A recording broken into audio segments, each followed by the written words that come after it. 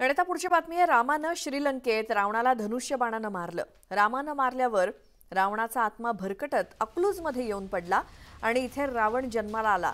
आता या मतदारसंघात पुन्हा रावण जन्माला घालायचा नाही अशा शब्दात आमदार शहाजीबापू पाटलांनी मोहिते पाटील यांच्यावरती टीका केली।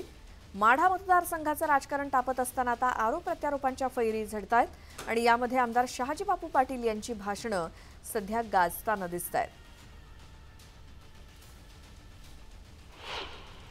पुन्हा रामानं रावण मारला, लंकेत मारला का? पत्रकार ऐकताय का? बाणानं मारला। रावण लंकेत मेला, त्याला त्याचा आत्मा पुन्हा भरकटत भरकटत अकलूजला येऊन पडला। आता कसं करायचं? मरायचं काय?